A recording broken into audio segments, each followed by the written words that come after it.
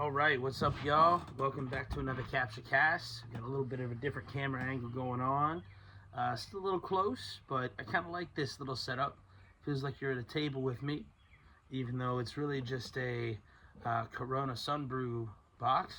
Which, by the way, no sponsors right now on the CaptchaCast, but Corona Sunbrew, hit me up, dog, because you got to be practically a stockholder at this point. I've drank pretty much exclusively Corona Sunbrews for the past year. I mean, not always. If I go out somewhere or something and I'm having a beer or a drink, I might get something else. But if I'm at home and they're not out at the gas station, I'm picking up a pack of Corona Sunbrews. Ice cold, refreshing Corona Sunbrews. No, they're for real. They're really good. It's Coronas, but mixed with orange and lime juice, and they're fucking incredible. So cheers, everybody. What's up, everyone? It's been a while. I believe about 6 months. Actually, a friend who I haven't talked to in a while hit me up and said that he just discovered the CaptchaCast and that he was enjoying them and that I need to make a new one. So I really appreciate that, and it worked out because I got home a little early from work today. So. It worked out perfect, so I appreciate him. I appreciate hearing that, and yeah, dude, hope all of the rest of y'all out there enjoying it as well.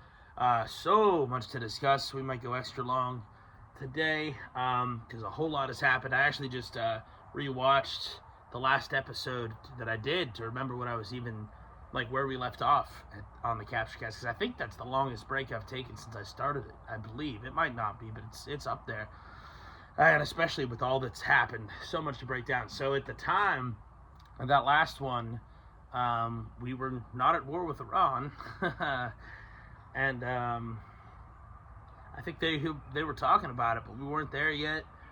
I think Charlie Kirk, we were still fresh off of his assassination, only a few months after that. We were about to do a Comedy Writers Guild roast battle, so we'll do an update on all of those there just to kind of get back in the loop, and then we're going to be more regular with recording. So yeah, as far as, well, first we'll do the Comedy Writers Guild roast battle. It went great. Please go watch it. It's out there. Yeah, it happened 6 months ago. It was a New Year's roast battle, but it still turned out really well. Tune into the Comedy Writers Guild podcast every week. My dudes Harmon and Travis, I'm up there killing it. I'm trying to get the CaptchaCast back on more of a weekly format. I've never really been on a weekly format with it, but I'm gonna try to get it more on that. Got the headphones as a mic, but I also about to get a new laptop here very soon. I feel like I've been saying that, but we're close to getting one. And be able to have some guests on, and I even have another mic I can use for that. So that's going to be dope. CWG, check that shit out. As far as everything else. So, yeah, we've been at war with Iran. And actually, right before I went on here, I get a notification that says supposedly Trump has announced that the Iran deal is complete.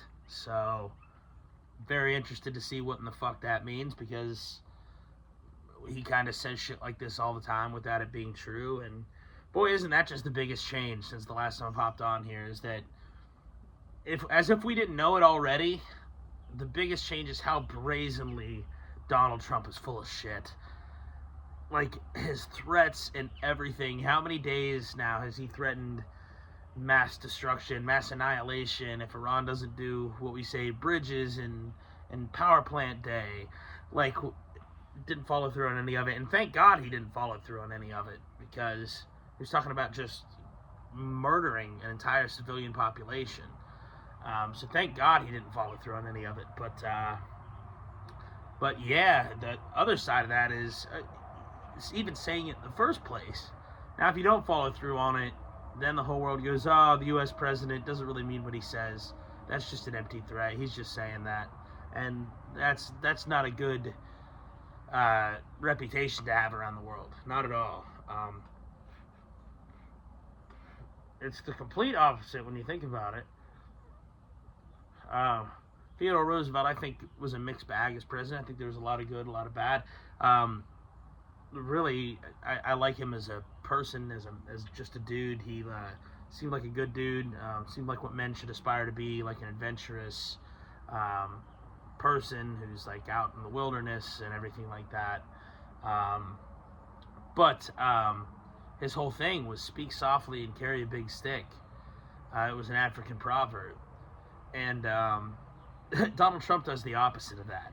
He speaks very loudly and seems to carry a small stick if the stick is indicative of what you're actually willing to threaten. Because, yeah, Trump has the big stick. I mean, he could nuke them all. But part of having the stick, or threatening loudly to use the stick in the metaphor, is, are you willing to use it? Because if you speak softly and they know you're willing to use the stick, then things usually go pretty well and you don't make too many enemies and not many people cross you. When you speak loudly and piss a lot of people off and threaten to use the stick, then people go, well, fuck you, you won't use it, do it. And so then, where are you at? And that's kind of where Trump's at this position. Not to mention, since the last time we've done a CaptchaCast, Trump has like no supporters left, and kind of like good, rightfully so, in a way. I mean, there's a part of it that's dangerous when he's a sitting president if he has no supporters left at all. But what I mean by that is, really, even the last time I was on here talking 6 months ago, his approval rating was like in the 30s, 20s. Really, the only people that still supported Trump are the red no matter who people, or just plain like Zionists, like that the only thing they care about is Israel type of Zionists, which is really what Zionism is.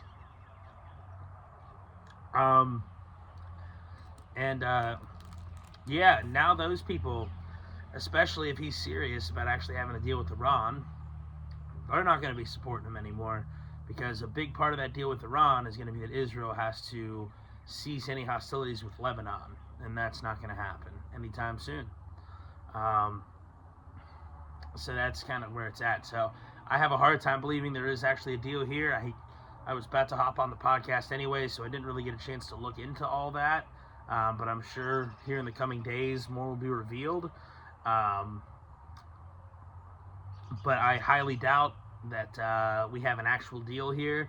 My guess is that Trump is saying a deal has been reached, and either it's a ceasefire type of deal, a deal has been reached that we won't attack each other for 30 days while we work out a permanent solution, something like that. Or he's saying a deal has been reached as long as Iran does this, and this, which isn't a deal being reached. That's just a list of demands. So I hope it's true, but my guess is one of those two things that I just said is the case. Either it's a list of demands and not a real deal, or it's more of a ceasefire than a real permanent deal. But either way, it's better, I guess, than bombing, but I have a hard time believing this is actually solved. What a stupid war this was. I'm not even going to rehash or really go into why it's stupid. Everybody knows why it's stupid. That's why it's so unpopular. It's just, I mean, I guess quickly, it doesn't benefit us. Iran was never a real threat. The only reason we're doing this is because of Israel. Now our terms of ending the war are just fighting to get to a place where we were before it started, where the Strait of Hormuz was open and our allies weren't being bombed, which again, none of which was happening before the war started.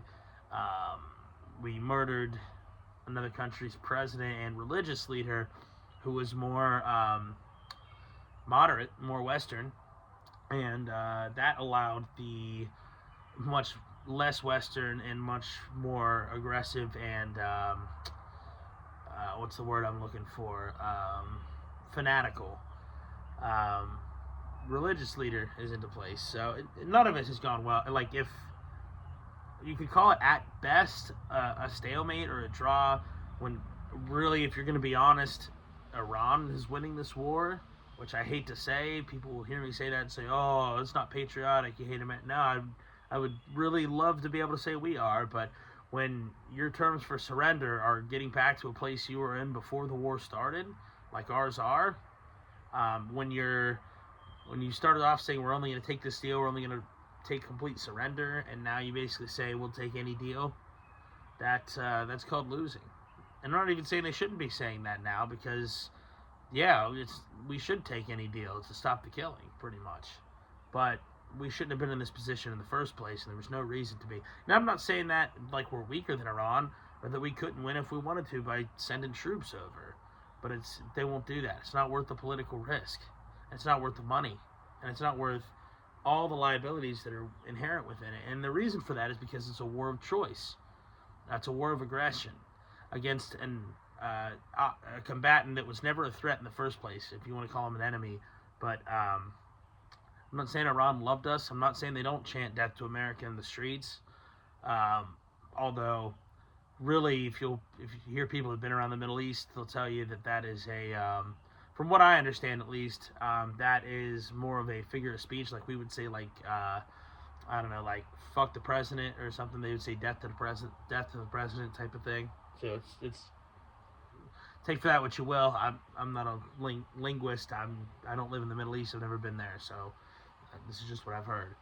But yeah, I'm not saying they don't do any of that, but here's the reality. They don't have the capability to make nuclear weapons. All of our intelligence has been that they have no desire to make nuclear weapons. They haven't made the political decision to make nuclear weapons. And so they were never a threat to us. You know who they were a threat to? They were a threat to Israel.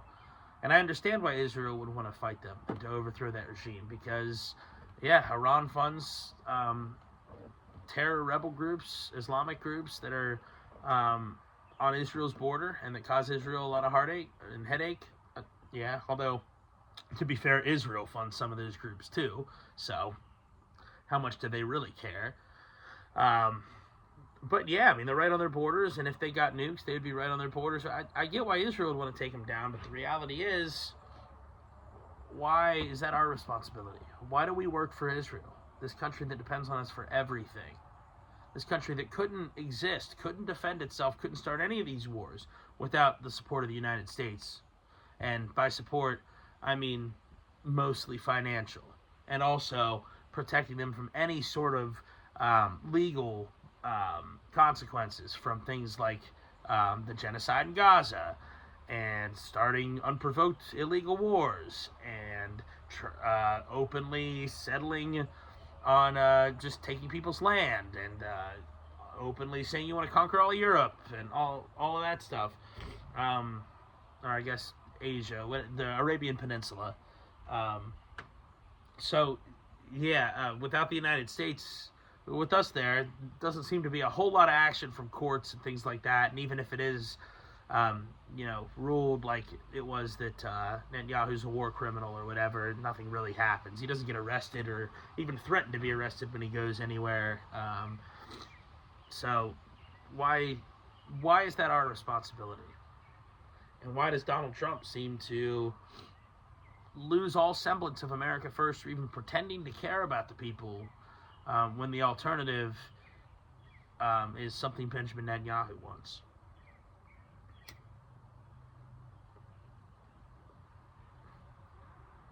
And that's the question, and it's become just about clear as day, as it already had kind of become at the time that I did the last episode. It's crazy. So it was 6 months ago, and it's so much more transparent now that Benjamin Netanyahu controls the foreign policy of the United States government. Why that is, I'm not sure. Is it that Trump needs the Adelson's money that bad?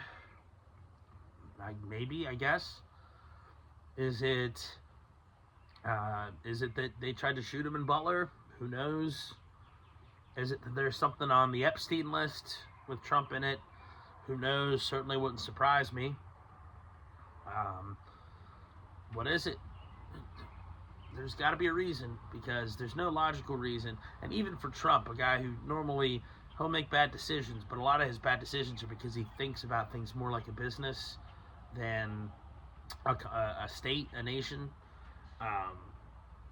But even a businessman would have no good reason to tell me why we'd be giving Israel all this funding when they walk all over us and do nothing that we want them to do, nothing that helps us, and only makes things worse for us.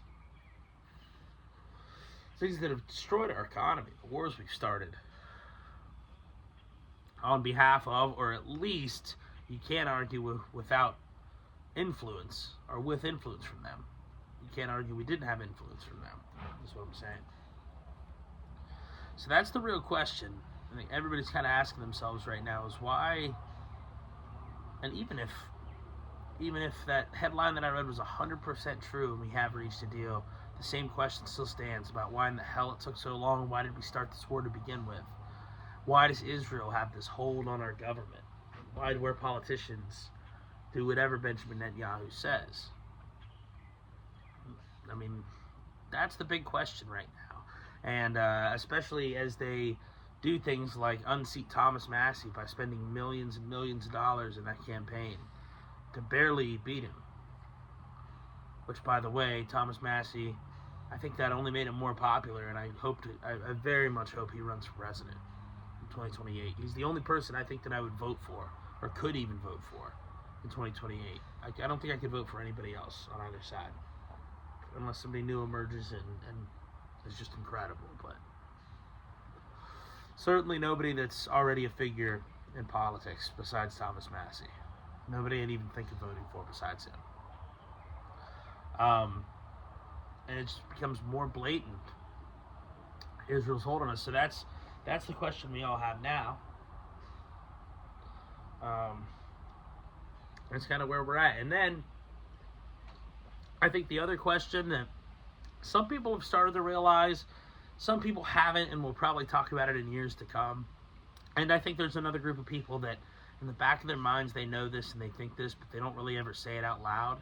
And I might even be that type of person, because I don't know that I've ever said it out loud, but it makes you wonder, isn't it funny that last year when we bombed Iran, the 12-day war, and then we were done bombing them, we said we did our job. All the reporting was that the most influential person in getting that war to stop was Charlie Kirk. And Tucker, too. Tucker was very influential in that as well. But Charlie Kirk was like the person who was said, because he would go there and say things that appealed to Trump, like, Mr. President, the people will not support you for this. People are vehemently opposed to this. This is not America First. This is not what America First people want. So it makes you wonder, when he was the only person who was able to get the president to change his mind, and when he was so influential to his voters, and when he was so influential to, not his voters, to the voters, to young people, when he was so, he had such a big following, and he was changing his mind on how he felt about the state of Israel. I think I have gotten into this part of it before, and this part I've definitely said out loud. But just the Iran war part of it adds another layer to it. Charlie was the one guy that was reported was able to keep Trump from doing that, and then he gets assassinated in a story that makes no sense, in a trial that I don't believe has been televised, that there's been very little information, I think, that's come out from. And then, again, a story that makes no sense. And then he gets killed, and then all of a sudden, Iran War 2.0 starts up. Guess who isn't there to go to the White House now? Charlie Kirk. So, I'm not saying anything for sure, but I understand why people would get suspicious at that. It definitely makes me think. I mean, who knows what happened? Who knows what happened, but it definitely makes me think. And so, yeah, that's where we are now, just kind of in this Iran war, like purgatory, more or less, because there's not a good way out, but the longer we're in it, is terrible and even worse for the country and even worse for Trump. And it's just a slow crawl because at this point, there's no winning the midterms, in my opinion, for Trump. I don't think there's anything he could do between now and November that would win the Republicans the midterms. I think there's any chance of that. So, what does he do now? He's almost... I don't know why anybody hasn't used this term to describe Trump yet, but he's the lamest of all ducks. The lamest of all ducks. And by that I mean, he knows he's not going to serve out another term. He doesn't need to win another election. And, even more concerning, he's got the lowest approval rating, I'm pretty sure this is true, any president's ever had. A year, even though we're a little beyond a year now, a year into his term. That's the difference, right? It'd be a year into his term, right? 2024, and then yep. Sorry, a little high there. But yeah, so by that I mean he's the lamest of all ducks. So he has nothing that he needs to try to do to win anybody's support. Because he doesn't, there's no reason for him to give a fuck. So imagine, like, that makes it very tough for, if Israel is threatening him, what, you can understand why a person who doesn't ever need to win another election would just not stand up to him to keep their family safe. Or something like that, if it is that. Or keep embarrassing information out. And I'm not defending it. I'm not saying it's right. But I'm saying the fact that he doesn't need to win another election is a big factor here as to why this is all happening like this. And it's very concerning because this is year 2. This is I feel like Trump term 2, weirdly enough, is much closer to the fictionalized version of Trump that the Democrats warned us about. Oh, he's a dictator and he'll do anything. He's crazy. His finger can't be on the button and all that. His first term, he wasn't really like that. He wasn't great, but he stayed out of wars and he was pretty good diplomatically in general compared to some of the other presidents and, whatever. But this term, he's just lies at the drop of a hat. Into a war, lies us into war, no problem, repeatedly, brags about how great wars are, how easy wars are, how good he is at wars. He'll talk about how many wars he ended, which include wars that he started, which I don't think should really count. And then he threatens things like, I'm going to massacre the entire civilian population if they don't do what I say, and then just completely do nothing, which... Not saying it would be good if he did something, but to make the threat at all is the problem. So that's where we're at, and we got 2 more years of this. 3 more years of this. 2.5, I think. So we'll see what happens. But that's where we're at.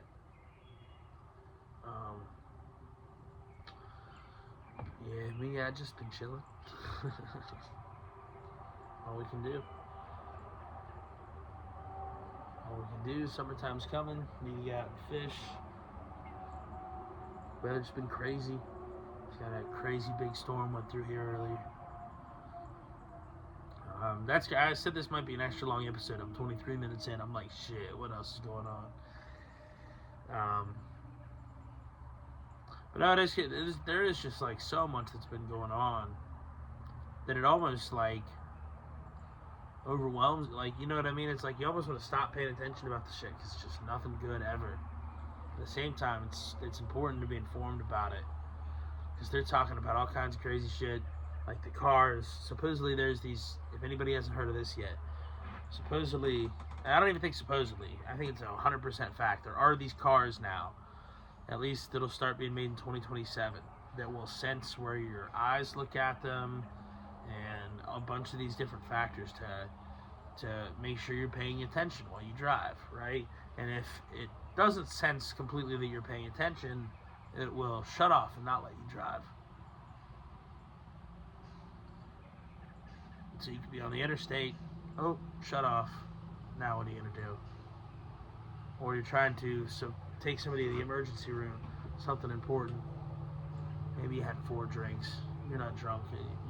You wouldn't really be driving, but this is an urgent. Something like that. Or maybe you didn't have anything to drink. Maybe you're just really tired. You got to get to work. Or you are really tired. You got to get somebody to the emergency room. And you barely had any sleep. So you're not dozing off, but you might shake your head, lose eye contact for a second. Nope, shuts off. Can't take him there. And then what? I mean, it's just so invasive. And such the opposite of what this country is founded on. And if every car made after 2027 does this, I will never buy a car made after 2027. Fuck you. I'm going to pay tens of thousands of dollars for something that's going to tell me when I can use it. Go fuck yourself. Go fuck yourself for that. Never will I pay that kind of money. Ever for something like that. That's insane. Absolutely insane.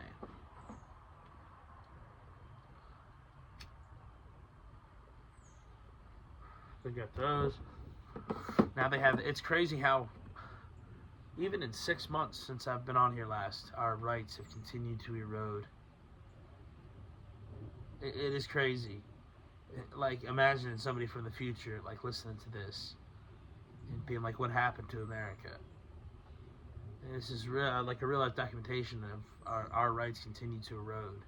It's like Terminator, because the cars, with technology, we will be surveilled into submission. And it's already been going on a long time, and it continues to get worse. The cars, now they have these flock cameras that track your driver's license everywhere that you go. And I know what some people are going to say, oh, well, they're just keeping people safe. You don't do anything wrong. What do you have to worry about? Okay, it might sound nice. And you know what? You might even be right for a couple of years. 10 years, maybe even. It could be 100 years it could be used like that. Great. Well, what if someday somebody comes along, this part could happen now, what if somebody comes along and goes, wait, that guy was talking shit about Israel. What car did he get in? What license plate is that? Alright, follow it on the flock camera. Alright, kablooey. Or any issue. How many number of rulers and even presidents wouldn't track somebody for saying something about them, bad-mouthing, criticizing the presidency, especially somebody that might have a legitimate case and a very well-argued case to do so, or criticizing a war, or something else that there's a big financial incentive to have happen. You think any of them would hesitate to track that license plate and get rid of that person, whether it's throwing them in jail, like Julian Assange, and fucking other guy, his name I can't think of because I'm a little high. Edward Snowden, that's who I meant, both of them. Or whether it's taking them out, like these missing scientists. They'll stop at nothing. And so you want to give them all that technology? Even if you trust the guys in power now, first of all, you're a fucking idiot if you do. And in power now and power anytime, really in the last a lot of years, if you trust them, you're an idiot. But yeah, now, even if you trust them, you want to give that technology to anybody who has that office? You don't think anybody's ever going to come along who you think would use that for the wrong reasons? Ever? And we just let it happen. And to tell you the truth, I don't know what we're supposed to do about it. I know we didn't ever get to vote for it. It's funny for all the people who, all the mainstream people and the news and everything else that talk about how important democracy is and we got to save democracy and Trump's a threat to democracy. It's funny for all they talk about that, they don't say a goddamn thing about these flock cameras and about these cars, which, correct me if you have, I've never fucking voted for. Did anybody even have the option to vote for or against those? No? So how fucking important is democracy then really to you? And that's what people got to realize. Like, if you're dumb enough, I'm sorry. I try to be give you the benefit of the doubt. But at this point, if you still watch the news, man, there's little hope for you. Like, if you haven't realized how fucking liars the media is about everything, dude. It's just crazy. It's just crazy. But, yeah. So we'll see. Yeah, we'll see what happens from here. It's gonna be one thing you can say about the Trump presidency 2.0. Probably maybe the best thing you can say about it is that it's been interesting. It's been interesting.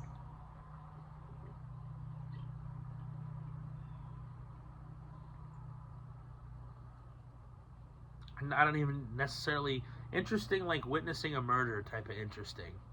Like not necessarily good, but it kept you entertained while you were waiting for the subway. And you thought I should probably do something about this, but you're like, I don't really know what I could do.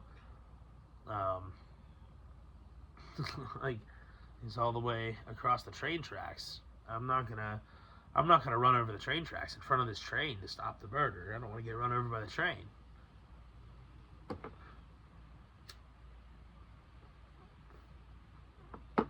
I don't know if that analogy completely works or not, but I feel like it does. Shit. It's funny, I'm like, not even really feeling pressured, but like a little bit of like, it's funny, my one buddy, like, hitting me up and just being like, fucking, yeah, dude, you gotta make another CaptchaCast. And fucking, now I was in here like, damn, I hope it's living up to the standard. You know what I mean? It's funny as fuck. Well, I hope all of my, 20 to 40 to, I think I've had a couple banger CaptchaCasts that, for whatever reason, we get 100-something million. Oh, fuck, dude. I just remembered. The UFC fights are on tonight. The White House ones. Fuck. Hope I didn't miss any of them. Well, fucking whatever. We still got another half hour to go. We're going to go ahead and finish recording this bitch. Yeah, I just remember the fights were on. Dude, the card's amazing. Like, all 5 of them could be main events. All 5 of the fights, if I remember correctly. Haven't even looked at it in a while. It's crazy how fast it came up. It's interesting. Rogan was talking about like the reasons it might not work from a UFC perspective, and he's got some good points there.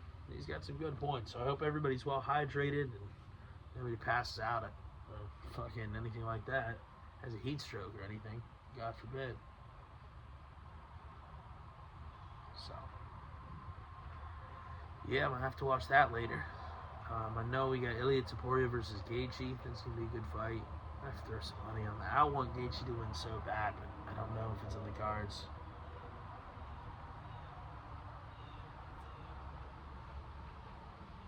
I think Max Holloway's fighting. Damn, I can't even remember any of the fights on the card. That's crazy.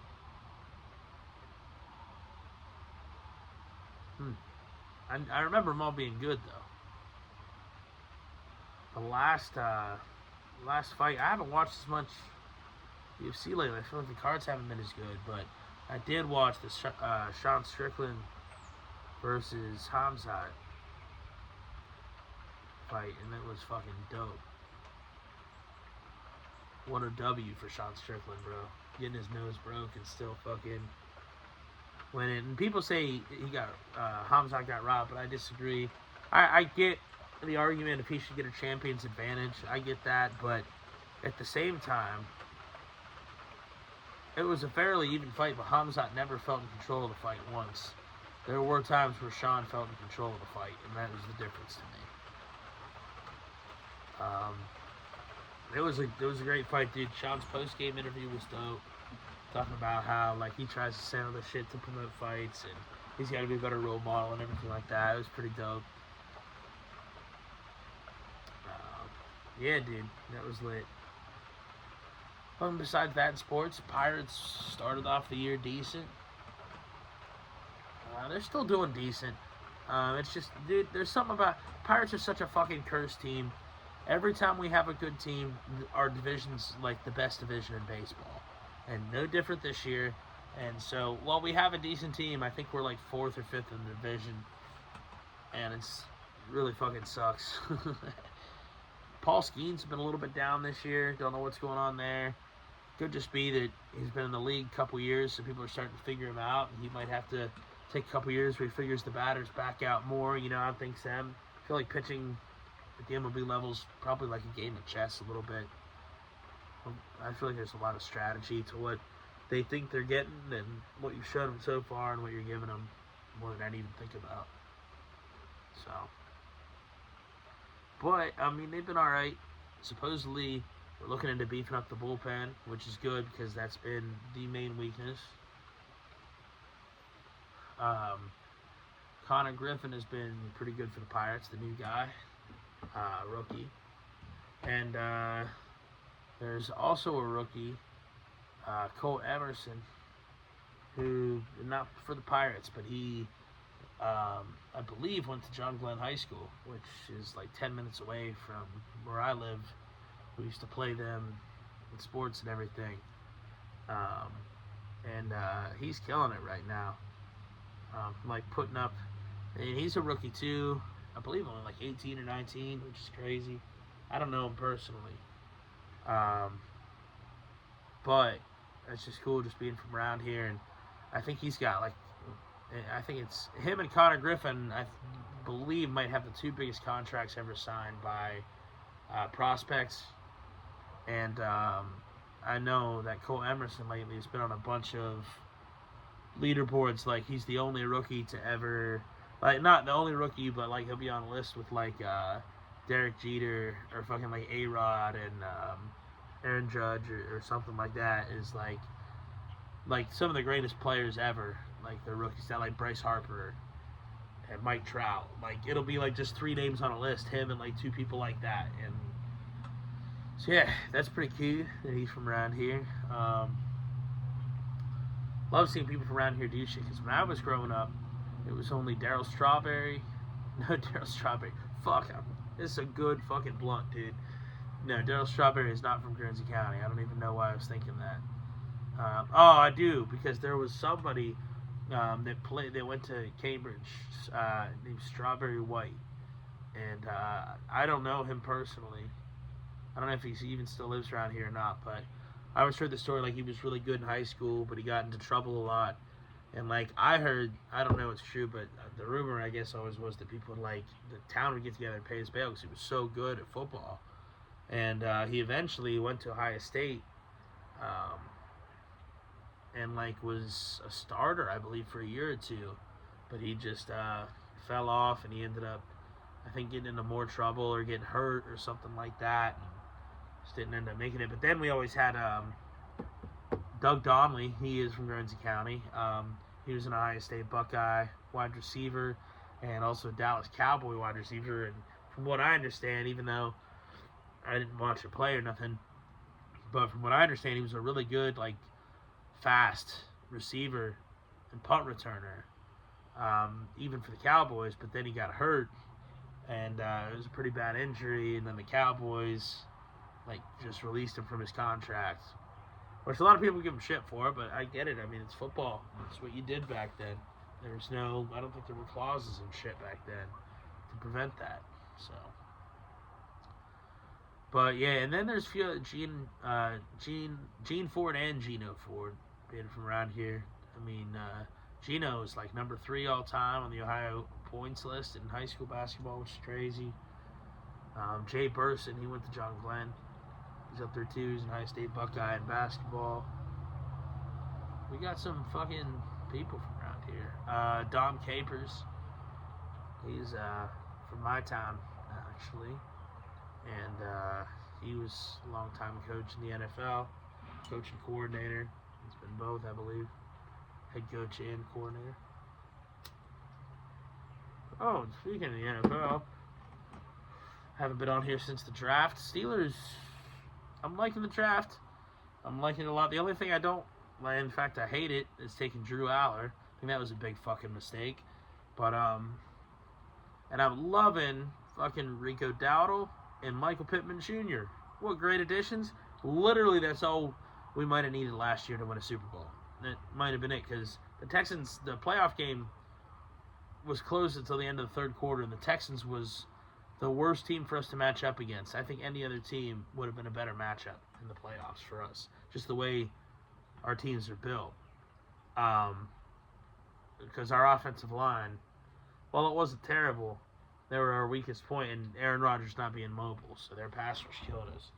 But I think the offensive line has gotten a little bit better this offseason, but we got more people for Aaron to throw to, so he doesn't have to hold it as long.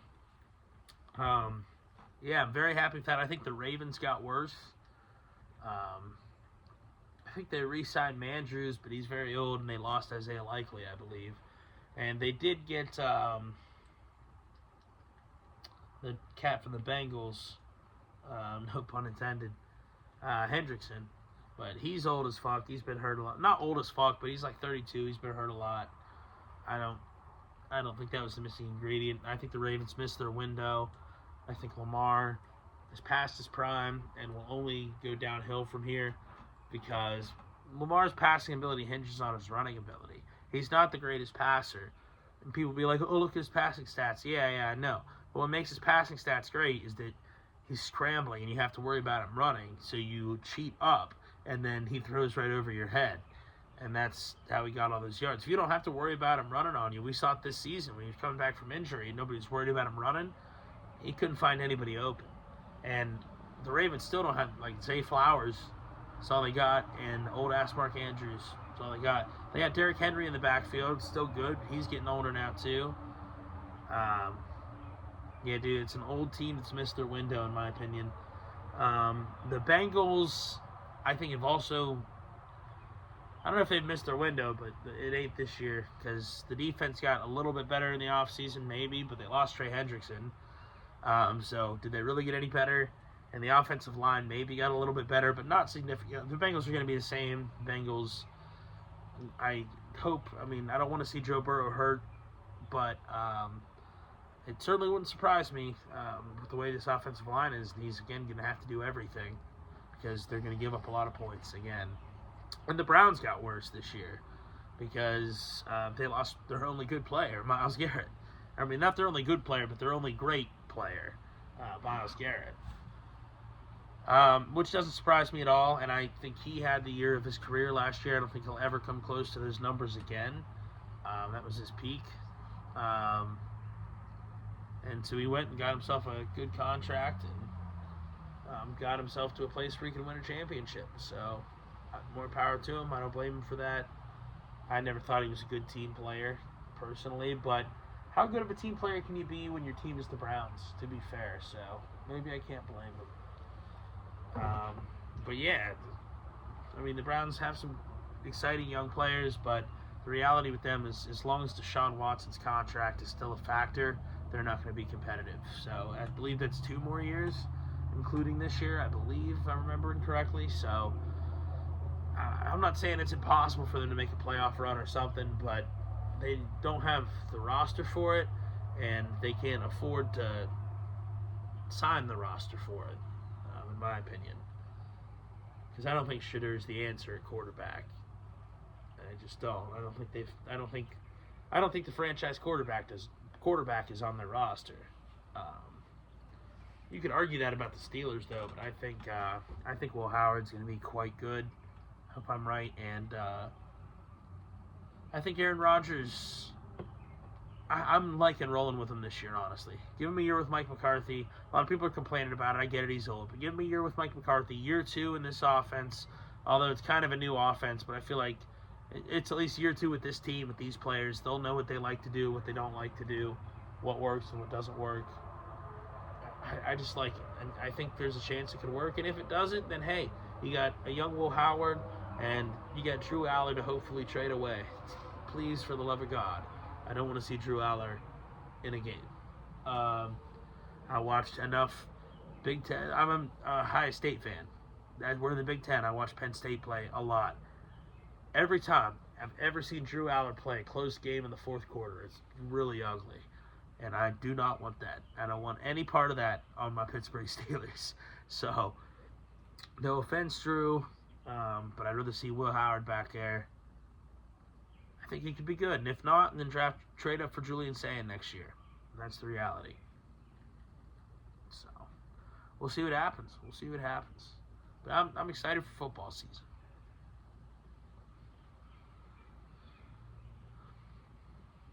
So let's see what we got. Iran, football, fucking talk about the roast battle. Oh, you know it's cool. Comedy Writers Guild recently had a Joke World on the podcast, which was really cool. Cool to see that. And yeah, I guess a few things in the comedy world had biggest thing I guess was just Dave Smith leaving Legion of Skanks. Ari Shaffir filling in for him, and I think Ari Shafir's leaving it or something just because it was a bit the whole time. I can't remember. But yeah, I haven't even been watching a lot of comedy lately. I'll just watch some Story Wars. You know what I have been watching lately? Ken Burns' Civil War. Dude, it's incredible. It's an old 90s documentary about the Civil War. But you know what? Even though it was the 90s, it's not like a science documentary for the 90s where you're like, oh, that's not right. I mean, nothing's changed since the 90s about the Civil War. Like, the documents are still the same. The letters are still the same. You know, what happened back then is still the same. We pretty much knew what had happened by then because everybody was writing letters about it. So it's a very good documentary, and they use real photos. And it's interesting. They have real photos of the dead in the Civil War. And it's weird. I feel like the Civil War is one of the few wars I haven't seen. I don't know. You know, you always come across them somehow, but I feel like I haven't seen a lot of pictures of dead people in the Civil War. I knew there were a lot of dead people, but just because there weren't as many cameras back then, I never really saw many pictures of it. And there's just something crazy about it because they're Americans dead on American soil. It's not like a foreign land or anything. And in some of these battles, tens of thousands of people died. And that's just insane to think about. Tens of thousands of people. Americans. Fighting other Americans. It's just absolutely insane to think about. I gained a little bit more respect for the Confederate cause. Like, they were wrong about slavery, 100% wrong about slavery. 100% wrong about slavery. But I do have somewhat of an understanding. I'm not saying it's right or wrong, but I understand somebody who's like, listen, I'm from Alabama. This is where I live. This is my home. I don't like slavery. I don't agree with it. But I'm fighting for my home. This is my home state. I'm not fighting for a different state. I live here. This is my home. I understand that. You know what I mean? It made me a little bit more sympathetic. And I did learn a lot about some generals like Robert E. Lee. Learned a lot, like, respect the hell out of his mind and his ability to lead an army. Because he went against military convention a lot and took risks because he had to, because he had a smaller army than the Union. But it worked. The risks all worked for a time. Most of the time they worked. And then also Stonewall Jackson gained a lot of respect. I already had a lot of respect for him, but gained even more just his bravery. And as a soldier, and his commitment to a cause, and his faith. I respect that. Like I said, I don't agree with what they were fighting for, but that doesn't mean you can't respect some of the individuals. They might have been fighting for different reasons to them. So, and then obviously, the Union general, same thing. Like, I already liked Ulysses S. Grant, was one of my favorite presidents and everything, but I like him even more after watching this. Just, he's kind of like a drunk, but he was known for being super chill and just not getting worried about shit and just being decisive and quick about shit for the most part. And only drinking when he's bored, really. Like, that was the only reason they called him a drunk. He was only a drunk when he had been at the same place for long and his army wasn't moving. It's the complete opposite. I learned how much of a fuck George McClellan is. That guy was an idiot. Never moved his army, ever. It's always like needed more men. I think it was Grant said about him. If he had 1,000,000 men, he would say the enemy has 2,000,000 and he needs 3,000,000. Because every time they gave him more men, he'd just go, no, they have more men, I need more. And he never ever moved for months and months and months. And then he had the audacity to run against Lincoln. But yeah, Grant was awesome. And then also William Tecumseh Sherman. I had heard his name a few times, but I really didn't know that much about him. And turns out he's fucking awesome too. And those are two Ohio boys, him and Grant. So love to see that. That's pretty fucking cute. But yeah, dude, it's a great documentary. If y'all haven't watched it, I watched the first episode on YouTube, and then all the other ones I had to watch on like Internet Archive. But it's really, really good. It's like 9 episodes, an hour to 1 to 2 hours a piece, but it's so worth it. It's very interesting, very informative. And I don't know, like I love history, man. It helps you see kind of the reason that a little bit, like the things are how they are today. Or at least certain sentiments, why different states have different sentiments and everything like that. How each side of an issue, like what their viewpoint is. Oh, fucking cramp, dude. Oh, fuck. Oh, God. Oh, Christ. Dude, I might keep that in. Oh, God, that fucking hurt. Oh. Dude, I was trying to stretch my leg. And I fucking is it Charlie horse when it's in the calf? I don't know. My calf cramped like a fucking motherfucker.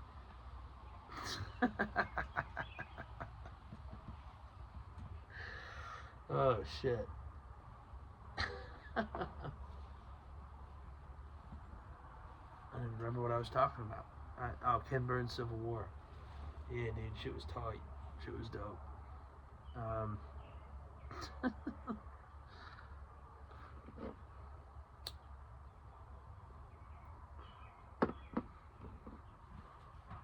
It's so funny because it's a podcast.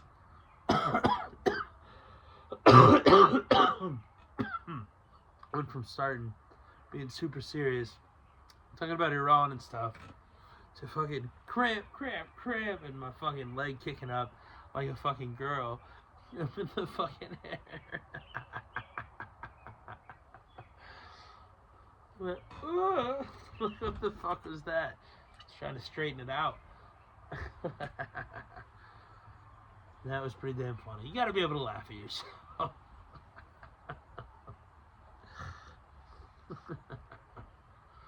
Yeah, it was yikes. So fucking anyway, y'all who are not in the southeastern Ohio area should have seen the fucking storm we was getting earlier. You can still see the cloud. I like this view because you can see like nature behind it. Fucking yeah, you can still see it's still pretty cloudy. But earlier, dude, it was raining like fucking crazy. The wind was going like crazy. I low-key thought I've never really been worried about a tornado touching down before, but this is getting a little swirly. These winds getting a little swirly early. And fucking, no, it was all good. I didn't even see any trees go down. It was a pussy-ass storm. No, it was pretty stormy, but I did hear something fall in the woods a while ago, though. It was either something very big walking through the woods, or if there have been some black bear sightings around here. But I haven't seen one. I kind of like to. Or it was just like a limb falling down that got blown and eventually fell down from the top and fell through a bunch of other limbs or something, or fell on something. I don't know.